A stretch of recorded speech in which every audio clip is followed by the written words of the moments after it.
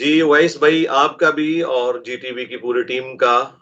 شکریہ کہ انہوں نے سیدنا عمر فاروق رضی اللہ تعالیٰ عنہ علیہ السلام کے حوالے سے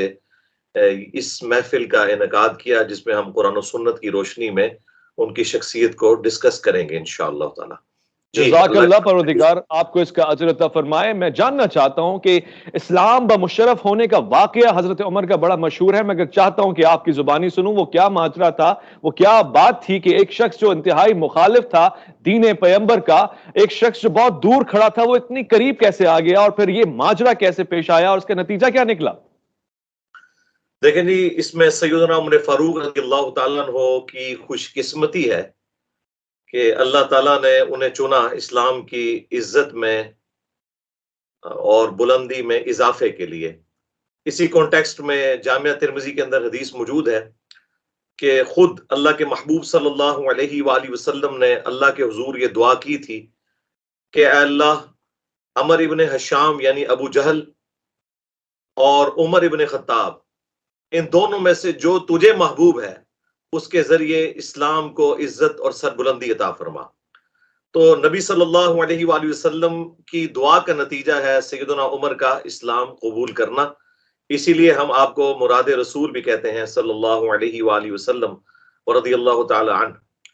جہاں تک آپ رضی اللہ تعالیٰ عنہ کے اسلام لانے کا واقعہ ہے،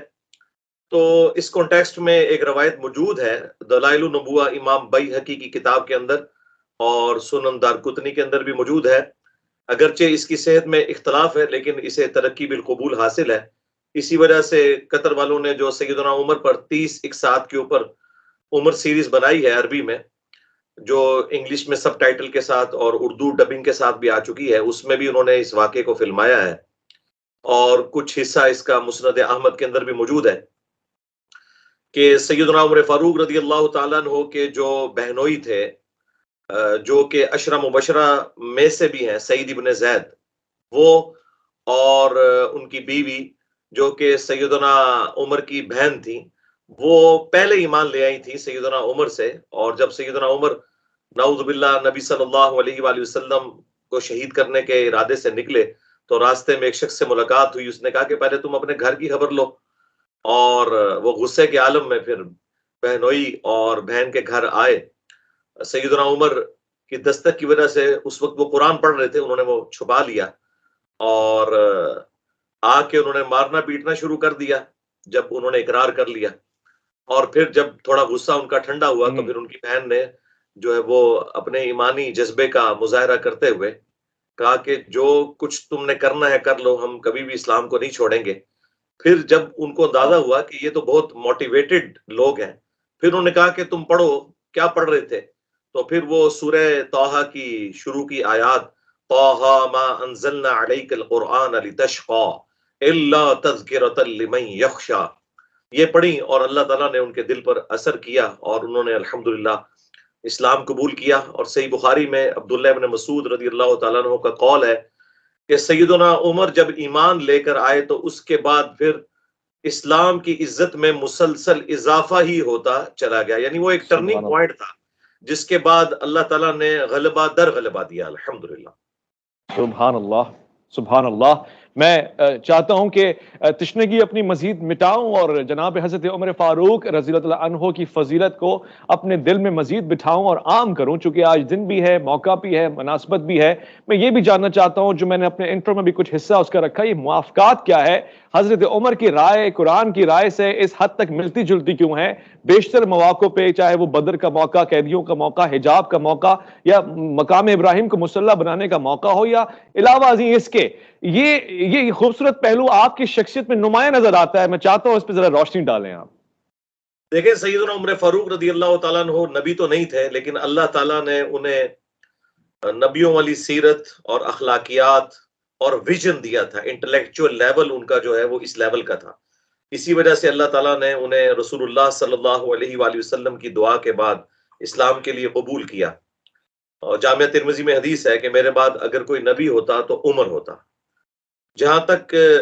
اس بات کا تعلق ہے کہ آپ رضی اللہ تعالیٰ عنہ کے مشورے کے اوپر قرآن نازل ہوا، تو بالکل بات درست ہے۔ بخاری اور مسلم دونوں کے اندر حدیث موجود ہے کہ اگلی امتوں میں محدث ہوا کرتے تھے جن کے دلوں میں اللہ تعالیٰ بات ڈالا کرتا تھا، کیونکہ اس وقت غیر انبیاء کے اوپر بھی وحی ہوتی تھی، لیکن اس امت میں چونکہ غیر انبیاء کے لیے وحی ختم ہو چکی ہے، اللہ تعالیٰ کسی کے دل میں کوئی بات ڈالے گا یا خواب کے ذریعے کوئی چیز دکھائی جا سکتی ہے، جس طرح اذان کا طریقہ جو ہے وہ ایک صحابی کو دکھایا گیا۔ تو سیدنا عمر کے بارے میں تو اسپیسیفکلی نبی علیہ السلام نے فرمایا اگر میری امت میں کوئی محدث ہوتا جس کے دل میں بات ڈالی جاتی تو وہ عمر ہوتا، اور وہ ہم نے اس حوالے سے تو دیکھ لیا